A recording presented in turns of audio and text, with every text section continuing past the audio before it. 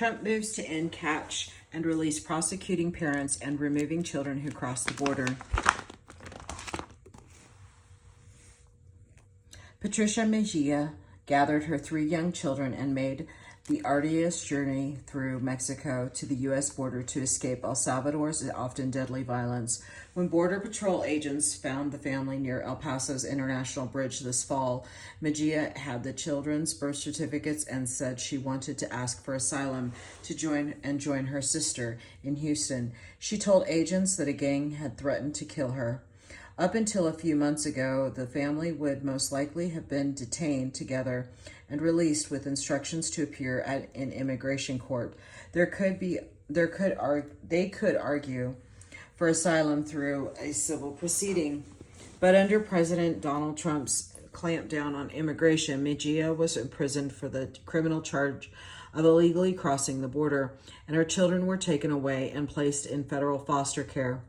The White House threatened earlier this year to separate parents and children at the border, but backed off amid outrage. Then in April, Attorney General Jeff Sessions ordered federal prosecutors to ramp up criminal charges for immigration offenses, such as crossing the border without authorization.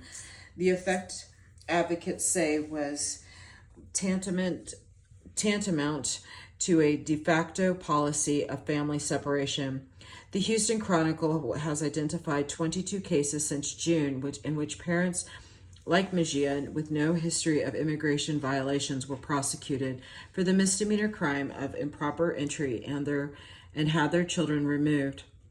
Minors cannot be kept in federal prison. Defense attorneys cite dozens more such cases. Groups who care for unaccompanied children report hundreds of recent separations in which parents often lose touch with children in an opaque federal system involving a litany of agencies.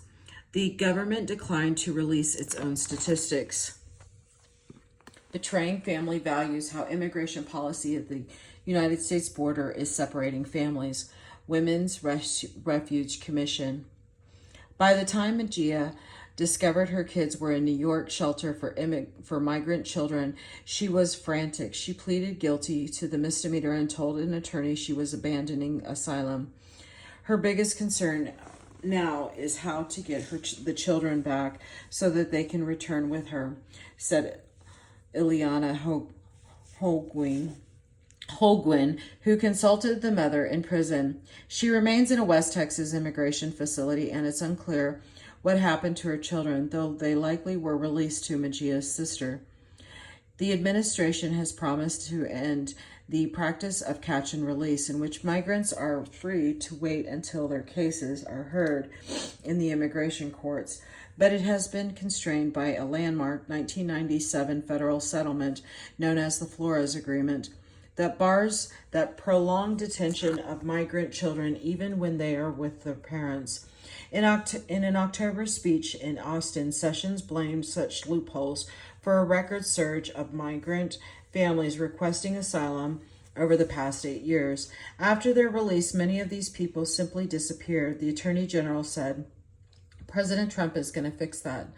Advocates for migrants say prosecuting asylum seekers and taking their children violates international treaties that hold countries shouldn't punish refugees who enter unlawfully to ask for protection. At a hearing Monday in El Paso, the Office of Federal Public Defender for the Western District of Texas will also argue that prosecuting asylum seekers and removing their children violates the U.S. Constitution. Parents are being denied access to their children without any due process, said Maureen Franco, the federal public defender. Even the worst drug addicts still have rights to their children, but here we are just removing them without even a hearing. The office has asked federal court to dismiss improper entry charges against 4 Central American parents and 1 grandmother who have never been in the United States, but whose children were removed after adults were imprisoned. The argument could spur dismissals elsewhere if a judge agrees. The Trump administration says dismissing criminal charges because parents have been parted from their children could encourage adults to bring minors to avoid such prosecutions. Not only is the defendant's request unprecedented, government attorneys wrote in pleadings for Monday's hearing, it is bad policy that could endanger more children. In the United States District Court for the Western District of the Texas El Paso Division, and this is the court document. Central American families and children make up the fastest growing demographic of migrants. Here, illegally 1/4 of all apprehensions at the southern border this year, in all about 29,800 unaccompanied children and 67,200 members of family units from Salvador, Guatemala, and Honduras were detained between October 2016 and August 2017, according to the latest federal figures available. Shortly after taking office, the Trump administration unveiled a series of policies to discourage families from making the dangerous journey north. It threatened to prosecute parents if they paid smugglers to bring children and, if necessary, to separate parents and children at the border. The number of families coming here plummeted, facing intense criticism from advocates. Then Homeland Security Secretary John Kelly backed away, saying separations would occur only in extenuating circumstances such as an illness. This summer, however, as family arrivals rose once more and Kelly left to become Trump's chief of staff, federal officials in certain areas along the border began the prosecutions for illegal entry, detaining parents while requiring their children go to federal shelters. The practice appears particularly pronounced in West Texas, where Border Patrol agents at an October meeting in El Paso acknowledged they were separating families. They were unabashed that they were doing it, said Franco, said the federal public defender. The following day, an attorney with Customs and Border Protection's Office of Assistant Chief Counsel emailed a clarification to attendees. The Border Patrol does not have a blanket policy requiring the separation of family units, wrote the lawyer Lisa Donaldson. Any increase in separated family units is due primarily to the increase in prosecutions of immigration-related crimes. The broad prosecution of parents is at odds with what CBP has said publicly about its policy. In an interview this summer, Assistant Border Patrol Chief Carlos Villarreal said agents do not refer family units for criminal charges unless an adult has a prior conviction. We don't prosecute family units, he said, but that has clearly begun to change. In November, a spokesman for Customs and Border Protection in El Paso, Roger Meyer, wrote in an email that the policy was a matter for officials in Washington. Carlos Diaz, an agency spokesman in Washington over the southwestern border, pointed to 2015 procedures that instructed agents to maintain family unity to the greatest extent operationally feasible.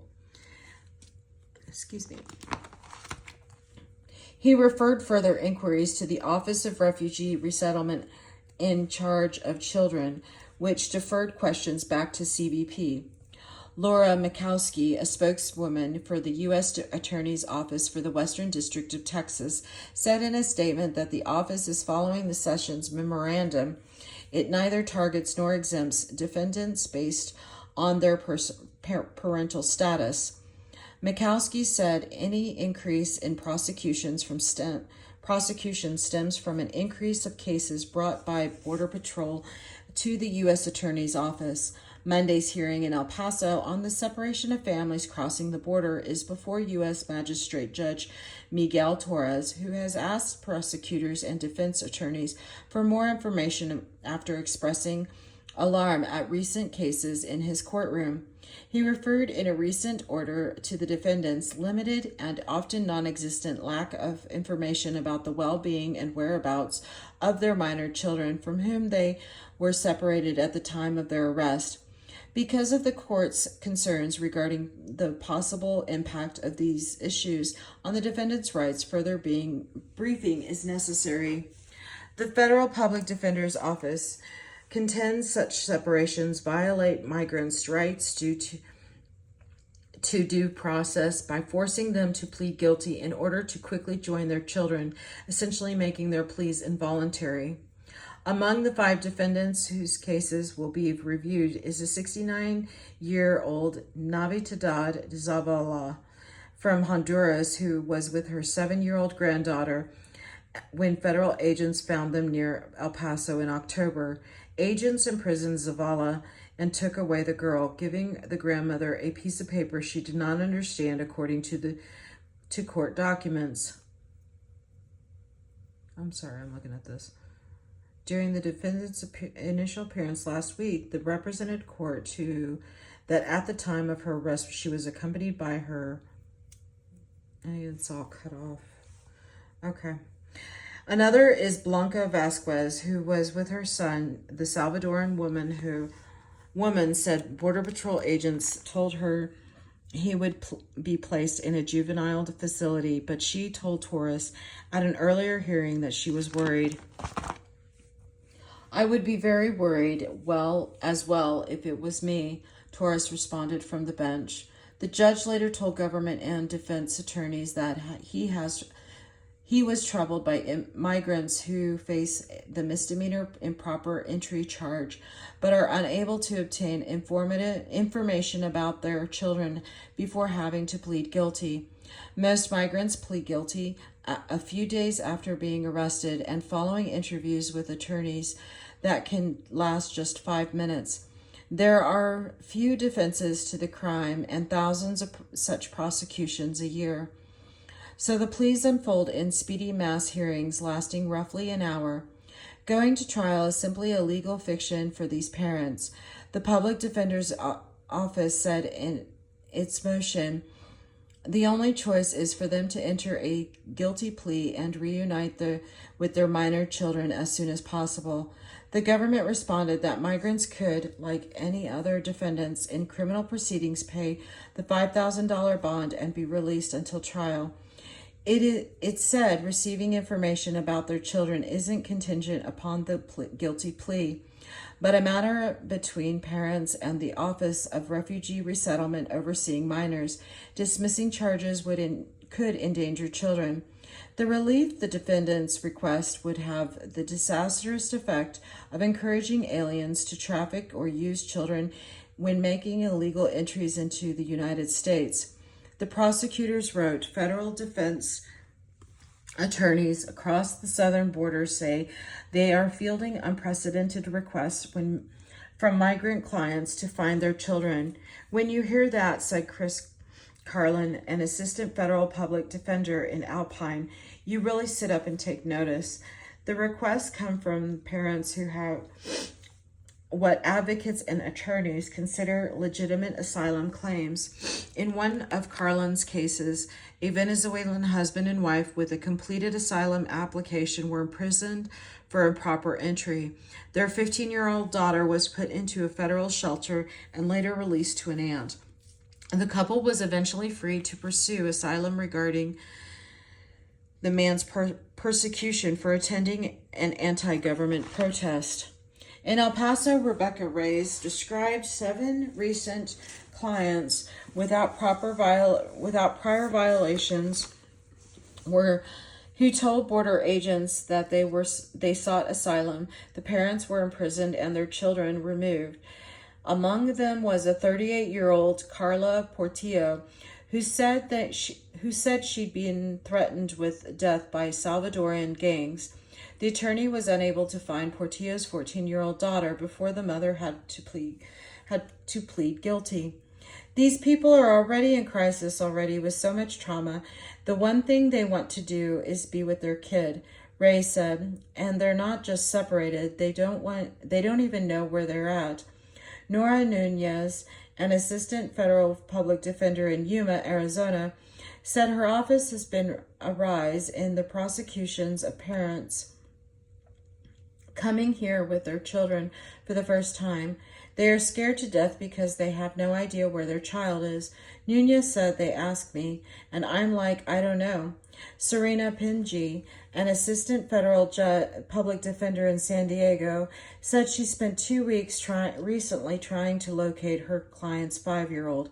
This is a huge problem, she wrote in an email. Advocates who work with migrant children similarly report an influx of minors who were separated from their parents after they were imprisoned for crossing. We have seen dramatic spike in the number of cases, nearly 100 of those cases in the past couple of months, sometimes involving children as young as 2, said Laura St. John, legal director of the Florence Project, an Arizona nonprofit serving unaccompanied children. Once parents and children are separated, it can be extraordinarily difficult to reunite them. The process involves 3 federal departments, including Health and Human Services, overseeing the Office of Refugee Resettlement in charge of unaccompanied children, the Department of Justice houses migrants charged with federal crimes, the Department of Homeland Security detains immigrants awaiting civil proceedings. The agencies lack comprehensive procedures to track families, according to a report this year by advocacy groups, including the Women's Refugee Commission. There aren't mechanisms in place to systematically allow a parent or child to locate one another once they have been separated, said Katharina Opser, a program officer at the commission who co-authored the study. Family members lose track of each other. Parents like Patricia Mejia, the Salvadoran mother who are apprehended within 100 miles of the border, are subject to a procedure known as expedited removal after they have pleaded guilty to illegal entry. Once they have served a typically short sentence of a week or 2 in federal prison, they are transferred to immigrant detention where they can make their case for asylum. Even when migrants' initial asylum claims are approved by a hearing officer, they face the prospect of months in detention waiting the final outcome of their cases before they can be reunited with their children. Some parents have chosen to abandon successful asylum claims and return home to dangerous situations with their children rather than being separated from them for so long, said Jessica Jones, policy counsel for the Lutheran Immigration and Refugee Service, a nonprofit providing foster care for unaccompanied minors. Parents are put into impossible situations, she said. If their asylum claims are rejected, the migrants can be quickly returned home without seeing an immigration judge, often before they have even located their children. What's terrifying is it doesn't seem as if the parent is asked, if you go right back, do you want your child to go with you, said Jennifer Nagda, policy director for the Young Center for Immigrant Children's Rights, which provides guardians ad litem. They are being separated and the parent is deported. Sometimes parents are able to locate their children before they are removed from the country and can coordinate their return home together. But in some cases, advocates for migrant children in federal foster care say they have been unable to find their parents prior to their detention. By then, the advocates say the children have their own immigration cases and cannot simply be returned without court procedures, particularly if caseworkers argue it against their best interest. What we are looking at is a separation of days and weeks and months, in some cases even years, because of the length of time child's case can take. Nagda said parents could turn over every stone to find their children. The government contends parents chose to bring their children even though they have been warned they could risk more serious charges. Although defendants are only currently charged with the misdemeanor offense of illegal entry, their admitted conduct satisfies the elements of the felony offense of alien smuggling, prosecutors wrote in pleadings before Monday's hearing.